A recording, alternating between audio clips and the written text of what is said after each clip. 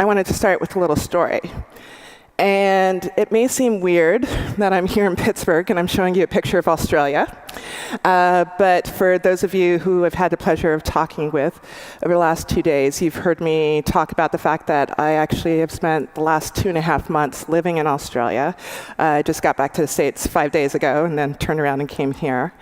I was an architect in residence with the Australian Institute of Architects, and the project that I was charged with looking at was the degree to which marginalized populations, so Aboriginal and Torres Strait Islanders, immigrants, and refugees had been integrated into community development practices in the country. And as an overlay, I was also looking at issues of race, power, and privilege, and how that played a role in the positionality of these groups. And so, if you've ever been to Australia, or if you haven't, I'll just say it's really interesting to try and continually ask questions about race in that country. And so whenever I would ask people, tell me about the condition of racism in Australia, oftentimes, particularly from white Australians, I would get the response that, well, you know, we have some issues with the detention camps in Papua New Guinea, and there's some issues up in the north. So the dark blue highlight is the Northern Territories, which is perhaps the one place within Australia that you have the greatest percentage of an Indigenous population. But then I would hear that within Sydney and Melbourne and the other cities, they were fine. And I scratched my head, and for the first couple of weeks, I thought maybe I'm just a brash American who's totally obsessed with issues of race, because their description was very different than my experience. I found that most of the time, within Sydney, it took a couple weeks before I realized that a lot of the people of color, particularly the immigrants and refugees, were out on the western edges of the city where you really couldn't see them unless you purposely tried to go to see them. And I experienced some sort of racist experience probably once every week or 2 weeks while I was there. And so while the statistics say that actually the cities in Australia are some of the most diverse in the world, and the multiculturalism project that they have actually has had a lot of success, it occurred to me that statistics don't always tell the story.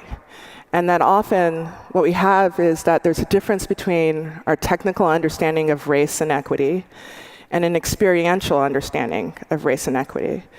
Of course, the stats say that there is an incredible amount of diversity there, but that doesn't mean that an experience in a city, when I walk through and I am keenly aware when I get followed in the store or when somebody says a racist insult at me, of what it is like to be the other, and I negotiate my experience in the city as a result, that's different than a statistic that says, but we have X percentage of these groups here, so we're in good shape. Statistics also could tell you some of this other part of the story, where actually over 80% of white Australians do admit that there is such a thing as racism in the country, but only 40% think that there is such a thing as white privilege. So that difference in trying to link what is our technical understanding of things to what is our experiential understanding is what we're about to talk to today. And I think that sometimes when we're talking about how do we shift our institutions towards looking at issues of race and equity, we focus on the statistics because that's what allows us to make rational, objective decisions. But the experiential piece, the qualitative piece, and some of the stories we've already started to hear over the last 2 days start to speak to the fact that that's important as well. And that's a data set that we need to be mindful of. A former colleague of mine once remarked that stories are data with a soul. So what I want to do today is figure out how we can share more of those data stories and how to do it at the level of you as the individual. So I'm going to ask for the purposes of this session that you put aside your organizational hat. And if you remember the challenge that I gave at the end of my talk yesterday about being human, we're going to do an exercise in exploring each of our individual humanity and how that might come to bear with some of the larger issues that you guys are talking about. So I introduced the concept of empathy yesterday, and essentially what we're going to do are explorations into empathy. And there'll be a series of guided exercises that you'll do individually, in pairs, and then as a group as a result of that. I did want to share as part of that a couple of quotes that I think are helpful as framing questions or framing thoughts. So this is my first time in Pittsburgh.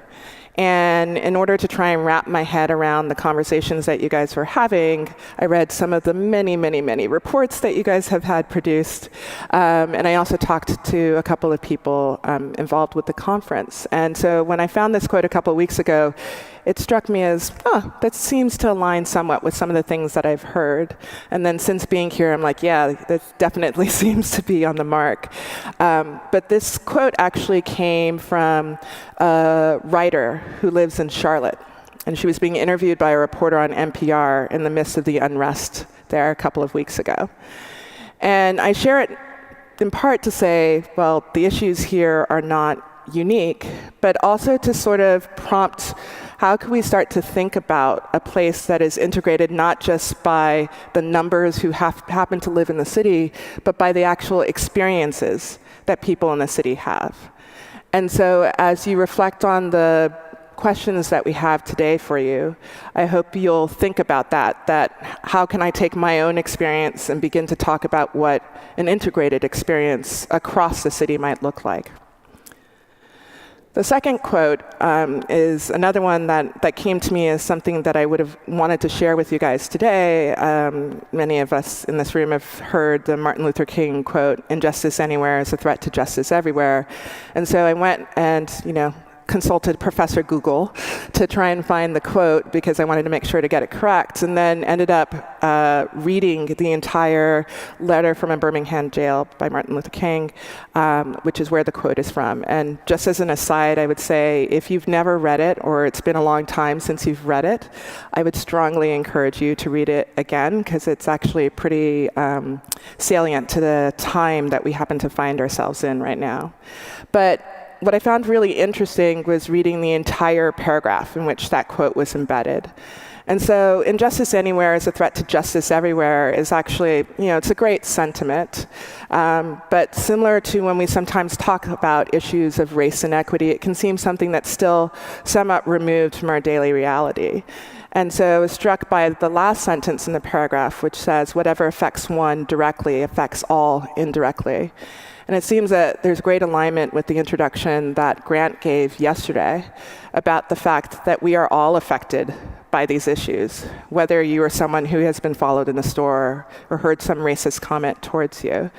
And so part of understanding what that effect is for us to begin to delve into our individual stories. And it's not anything that's actually comfortable, and I think that that's something that's come up quite a bit over the course of the last 2 days. It's actually really uncomfortable because nobody wants to really talk about this stuff. But if we don't face things, even when they're uncomfortable, we'll never actually get past it. And sometimes when we have these conversations, there can be a tendency to treat it in very binary terms. So the people of color are supposed to feel the burden of being oppressed, and the white people are supposed to feel the burden of guilt. And what I want to say is that it's not that that doesn't exist. Of course, it is the reality. There is a burden that comes with being the one who always has to go through the issues. And there is a burden that comes from the guilt, whether or not you do something directly or not. But what I would love that we can think about in the course of this conversation today, and then also as you leave here, is how to not let those burdens paralyze us from being able to move forward. How can we think of this not as an either or, but a both and? That this is part of the simultaneity of our existence.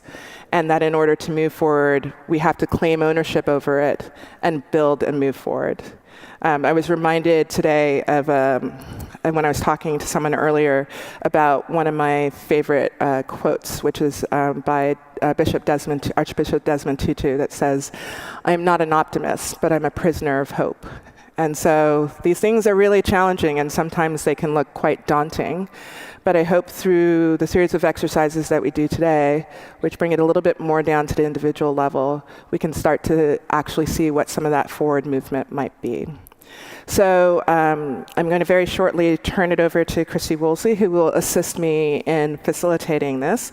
But first, whenever I do these kinds of workshops, I have a series of community agreements that I ask that the room be governed by. It is not easy for me to come up here and tell you about times where I experience racism, but I treat that as part of my personal work that I have to do. And much to what I said yesterday, that part of being human means us learning to be open and be vulnerable. And if I'm asking you to be open and vulnerable, I need to first be able to do that myself.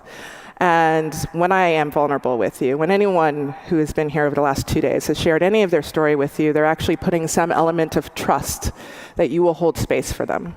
And so these are just some guidelines to help us continue to enforce a trustful space over the course of the next hour or so. And so the first agreement is to listen actively and compassionately. So sometimes when someone's telling me a story, I start thinking and racing ahead to like, oh my God, that makes me think of X, or I can't wait to share my own story.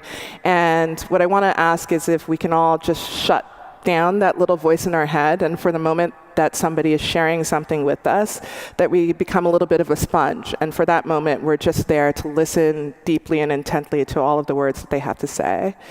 I also request that we all use I statements. So if Judy shares her story with me, and then we happen to be in a group setting, and I'm like, oh, Judy had this great experience that happened to her, and she did this, this, and this. Judy's story is not my story to share. That's for Judy's story to share.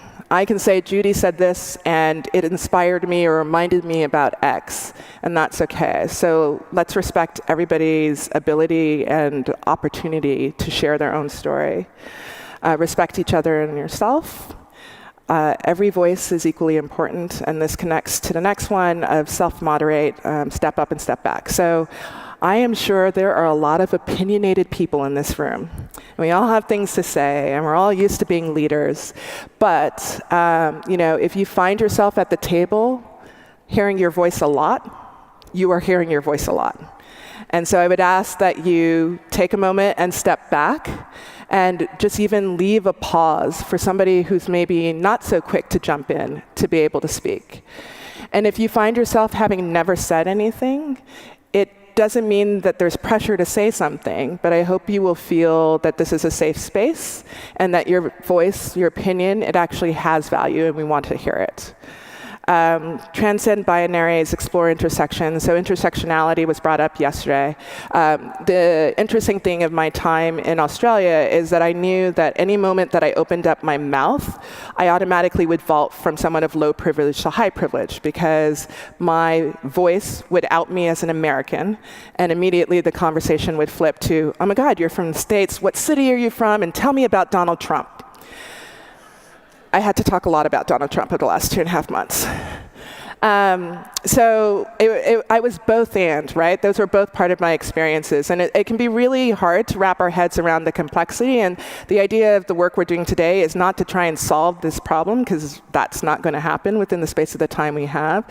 But I want you to just embrace that sometimes things don't make sense. And sometimes you're looking at things that are simultaneous. And part of the work we all need to do moving from here is explore what those intersections are. And then the final thing I would say is to be confidential. So I was joking with Andrew earlier that you guys kind of broke my Twitter account yesterday, thankfully. But we're a social media happy crowd. And it's great to tweet everything up until this point. But what I want to ask for the next 50 minutes is if we can put down our phones and just be really present in this space. And when we get back to the report out section, you can feel free to sort of tweet some of the ideas that come from that. But even when we leave this space, again, own your story. If you want to share that and share that experience, great. But please don't share anything else that somebody else has shared with you, because that is their personal story to keep. So I'm going to ask if I can have a verbal agreement to these community agreements. And so if you'll just verbally and audibly say yes, that would be great. So do you guys agree to uphold these community agreements? Thank you.